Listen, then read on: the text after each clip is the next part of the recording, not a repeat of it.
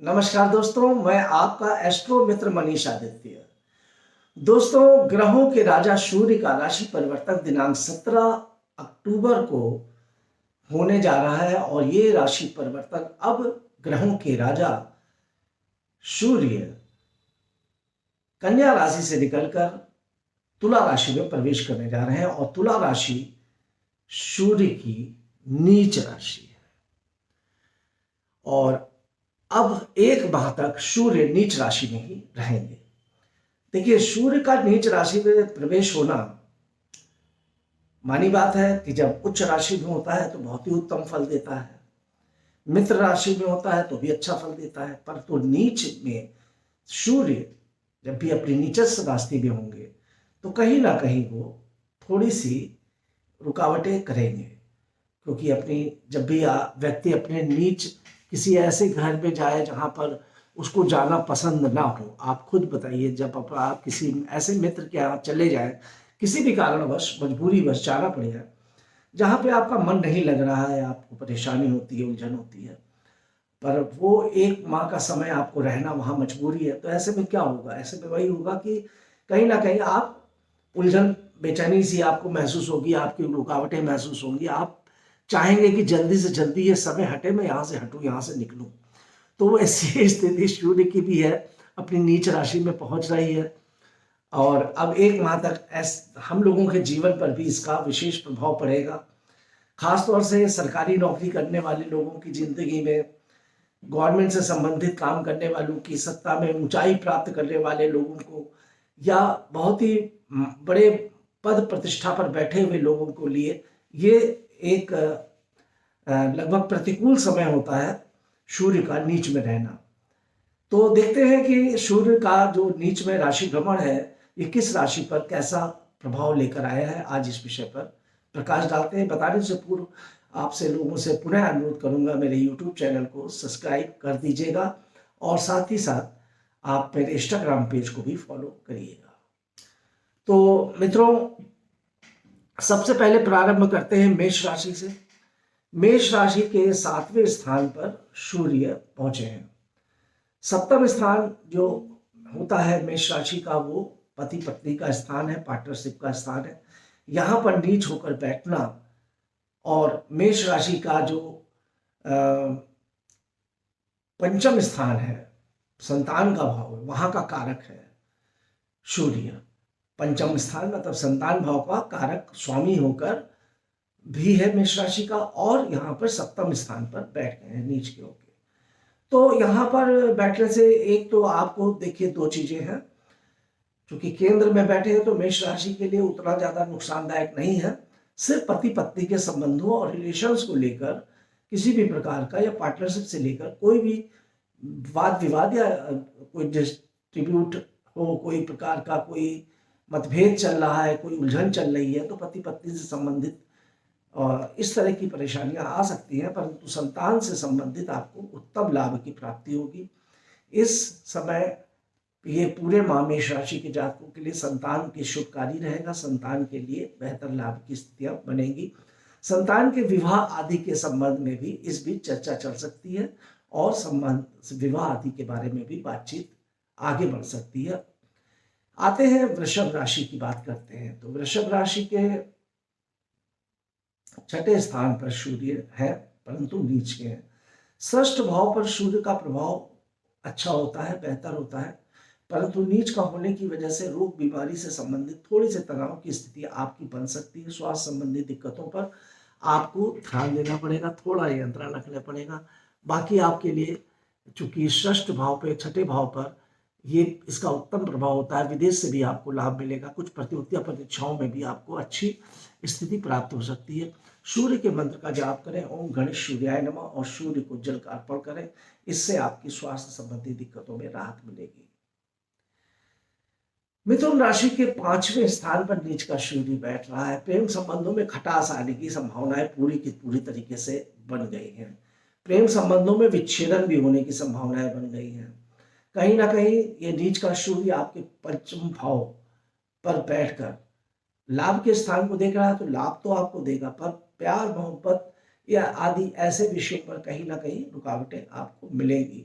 क्योंकि देखिए मिथुन राशि के पराक्रम तीसरे भाव का स्वामी भी सूर्य है, और तृतीय स्थान यहाँ पर जहाँ प्रेम संबंधों, वहीं पे भाई बहनों के रिश्तों में भी आपको बहुत ही उलझन की स्थितियां बनेगी। ये भी जान लीजिए मिथुन राशि, आपको अपनी बहन से संबंधित या भाई से संबंधित, अगर भाई है तो भाई, बहन है तो बहन, कुछ ना कुछ उलझने, दिक्कतें, मानसिक तनाव की स्थिति का सामना यहाँ पे करना पड़ेगा। बाकी आपके लाभ के लिए अच्छा है और संतान के लिए भी अच्छी रहेगा ये। अब आते हैं कर्क राशि की बात करते हैं। कर्क राशि के धनेश है, धन के स्थान का स्वामी सूर्य है, और धनेश होकर कर्क राशि के चतुर्थेश में बैठ गया है। कर्क राशि के चतुर्थेश तो हो गया है, परंतु चूंकि लाभ नीच का है तो उतना बढ़िया फल तो नहीं मिला देगा, परंतु धन की स्थिति फिर भी कर्क राशि की अच्छी बनी रहेगी। धन आएगा, उतना बेहतर नहीं आएगा जितना आपने सोच रहे होंगे, उम्मीद से ज्यादा नहीं आएगा, उम्मीद से कम ही आएगा।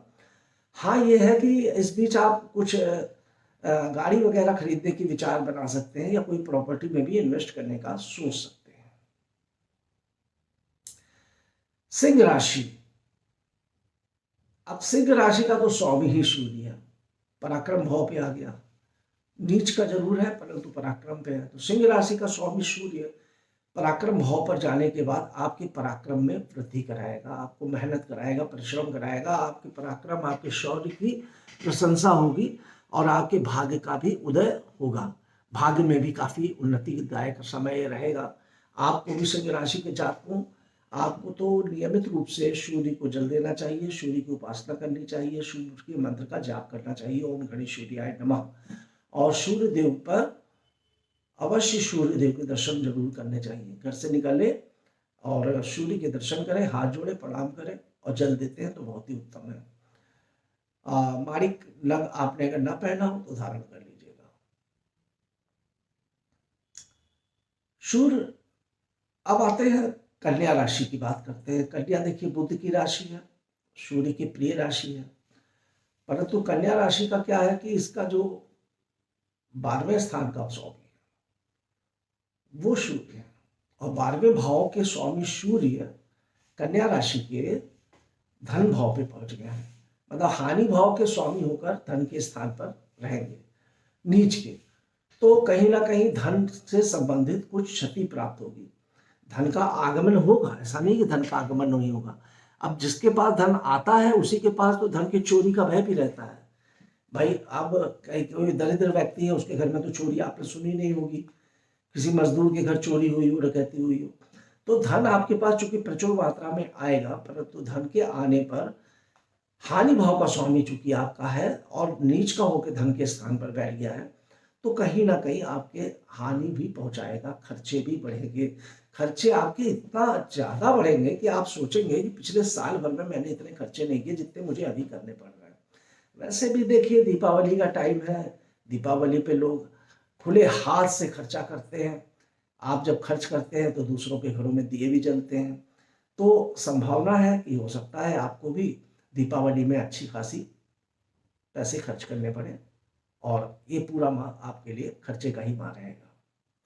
कुछ ना कुछ कारणों से, किसी भी कारण से हो सकता है आपका घर में तीज त्योहार के अलावा कोई फंक्शन हो, जन्मदिन हो, बर्थडे हो, ये हो वो, मतलब इस तरह के उत्सव में आपका खर्चा होगा, अपने ऊपर खर्चा होगा, लग्जरी खर्चा होगा।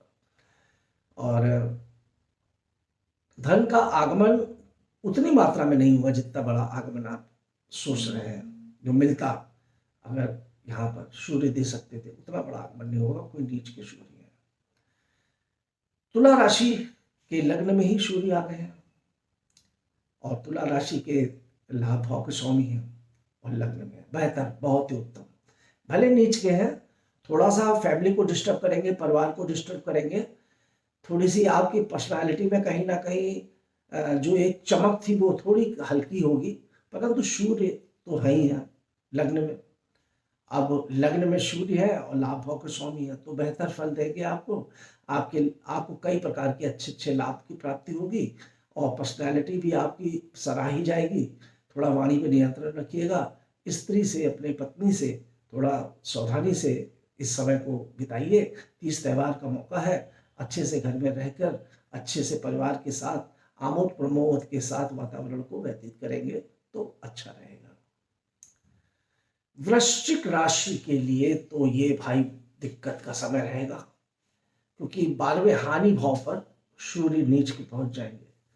परंतु ये हानि भाव पर पहुंचना विदेश से संबंधित बहुत उत्तम लाभ की प्राप्ति भी कराएगा। अगर आप कोई विदेश से संबंधित मल्टीनेशनल कंपनी में, फॉरेन की कंपनी में वर्क कर रहे हैं, कहीं विदेश में है या विदेश जाना चाहते हैं, तो निश्चित मान के चलिए कि आपको विदेश से बहुत ही उत्तम सुख की प्राप्ति होगी। क्योंकि यहाँ मैं एक बात आपको मित्रों और बता दूं कि ये जो सूर्य है इस समय केतु के साथ भी है। तो सिर्फ सूर्य ही नहीं है, सूर्य और केतु का युति भी होगी, और ये एक ग्रहण का योग भी बनता है, सूर्य ग्रहण का। अभी आप देख रहे हैं दिनांक 24 तारीख को सूर्य ग्रहण भी है, तो ये एक ग्रहण दोष भी बनता है सूर्य ग्रहण। तो थोड़ा सा यहाँ पर वृश्चिक राशि के जातकों को विदेश से तो लाभ मिलेगा, परंतु उनके धन के मार्ग में, लाभ के मार्ग में कहीं ना कहीं रुकावटें आएंगी। आपके काम में याद रखिएगा, नौकरी जहाँ आप कर रहे हैं, व्यापार जहाँ कर रहे हैं, वहाँ पर कुछ ना कुछ उलझनों का थोड़ा समय ऐसा आएगा कि आपका वर्क चेंज होगा। हो सकता है कुछ समय के लिए आपको घर में बैठना पड़े, अच्छी जॉब के लिए इंतजार करना पड़े, और जो जॉब आपने अप्लाई की है उसमें अभी थोड़ा हो सकता है 11 नवंबर तक रुकावट रहे। 11 नवंबर के बाद आपके लिए मार्ग अच्छे प्रशस्त हो जाएंगे। धनु राशि की बात करें, धनु राशि के लाभ के स्थान पर सूर्य और केतु दोनों विराजमान है, और यहां से संतान के स्थान को और प्रेम स्थान को देख रहे हैं। चूंकि सूर्य नीच का है, केतु के साथ बैठेगा, आपको यहां पर संतान को लेकर थोड़ा सा सावधानी अवश्य बरतनी चाहिए। ये अभी आपको पूरा माह संतान संबंधी थोड़ा आपको बहुत ज़्यादा एक्टिव नहीं होना है, और आप अपने परिवार में, अपने संतान में, आपके बच्चे अगर छोटे हैं तो उनका ख्याल रखिए। बाकी बुरा नहीं है, इफेक्ट बहुत अच्छा है, परंतु सावधानी आपको रखनी चाहिए। बाकी आपके लिए लाभ की स्थिति बनेगी, धन की स्थिति बनेगी, प्रेम संबंधों में कहीं ना कहीं कटुता या खटास अवश्य आएगी, कुछ उलझन प्रेम संबंधों में बन सकती है। और चूंकि धनु राशि के भाग्य भाव का स्वामी है, तो आपके भाग्य में उन्नति करेगा, भाग्य की वृद्धि करेगा। बस जो मैंने थोड़ी सावधानी बताई है उसको करिएगा, सूर्य को जल दीजिएगा, और सूर्य के मंत्र का जाप करिएगा। ओम गणेशाय नमः मंत्र का 108 बार जाप कर लीजिएगा प्रतिदिन, तो बहुत ही अच्छा रहेगा। आते हैं, अब बात करते हैं, चर्चा करते हैं मकर राशि के लिए। मकर के 10वें स्थान पर सूर्य और केतु विराजमान हो जाएंगे। अब चूंकि 10वें भाव पे रहेंगे तो स्वास्थ्य भाव, अष्टम भाव के भी हैं स्वामी मकर के। कर्म पे रहेंगे तो कर्म में वो उछाल तो नहीं आएगा, मगर काम में आप बने अवश्य रहेंगे। सूर्य है तो 10वें स्थान पर कहीं ना कहीं आपके काम में उन्नति तो कराएंगे ही कराएंगे, और कुछ नया कार्य चेंज भी हो सकता है, परिवर्तन भी हो सकता है, इस बात का ख्याल रखिएगा। क्योंकि अष्टम भाव के भी स्वामी होकर ये 10वें स्थान पर बैठे हैं, तो आपको अपनी बीमारी, चोट चपेट, किसी प्रकार की दुर्घटना या किसी प्रकार का ऑपरेशन होने की संभावना यहाँ पे दिखती है। अगर इस तरह की कोई स्थिति हो तो देखिएगा। अगर ऑपरेशन वगैरह की स्थिति कुछ ऐसी बन रही है तो थोड़ा सा समय अभी आगे टाल दीजिएगा, अगर बन टल सकता हो, या किसी अच्छे ज्योतिषी से परामर्श ले लीजिएगा। कुंडली में आपकी क्या स्थिति है, उस स्थिति को देखते हुए आगे का कोई काम कीजिएगा। स्वास्थ्य संबंधी थोड़ी दिक्कतें हो सकती हैं, और कार्य क्षेत्र में भी थोड़ा बहुत उलझन और टेंशन की स्थिति बन सकती है। परेशान होने की जरूरत नहीं है। बाकी जमीन जायदाद प्रॉपर्टी से संबंधित लाभ आपको प्राप्त होगा। गाड़ी वाड़ी खरीदना चाह रहे हैं तो आप खरीद लेंगे, वाहन नया खरीदना चाह रहे हैं खरीद लेंगे, मकान नया बनाना चाह रहे हैं तो बना लेंगे। कुंभ राशि के लिए कुंभ राशि के भाग्य भाव का स्वामी भाग्य भाव में है, कुंभ राशि के लिए अच्छा फल देगा। सप्तम भाव का स्वामी होकर भाग्य भाव में बैठे हैं, बहुत ही अच्छा फल है। पत्नी से आपको काफ़ी अच्छा सपोर्ट मिलेगा और पति पत्नी के सपोर्ट से, पति पत्नी के रिश्तों में मधुरता से आपके काम में भी उन्नति होगी और आने वाले समय में बहुत ही अच्छे परिणाम इसके देखने को मिलेंगे। त्यौहार में बड़ा आमोद प्रमोद का वातावरण रहेगा, सुख का वातावरण रहेगा। आप पति पत्नी परिवार के साथ कहीं घूमने फिरने का प्रोग्राम भी आप बनाना चाह रहे हैं तो मुझे लगता है वो भी आपका बनेगा। तो ये एक अच्छा योग दिखलाई पड़ रहा है यहाँ पर और कुंभ राशि के जातकों के लिए। और कोई धार्मिक यात्राओं का योग भी बन रहा है, इसका आप फायदा उठाइए। बाकी काम में और धर्म की स्थिति आपकी मजबूत रहेगी। मीन राशि की जहां तक बात करते हैं तो मीन राशि के स्वास्थ्य को लेकर थोड़ी सी दिक्कतें का सामना यहाँ पे करना पड़ सकता है। नीच का सूर्य अष्टम स्थान पर है, स्वास्थ्य संबंधी दिक्कतों में अब भाई मानी बात है, त्यौहार का समय होगा तो आपको थोड़ा सा यहाँ पर अपने खान पान पर नियंत्रण रख के चलना पड़ेगा। और ख़ास तौर से अब शुगर या आँखों की समस्याओं के समय में आपको थोड़ा ध्यान रखना पड़ेगा। और अष्टम पे है तो सूर्य आँखों के लिए थोड़ी सी दिक्कतें पैदा करता हो सकता है कोई ऑपरेशन का योग भी बन जाए। बाकी ऐसी कोई विशेष नुकसानदायक स्थिति नहीं है। अष्टम पे सूर्य बुरा फल भी नहीं, इतना बुरा फल नहीं देता।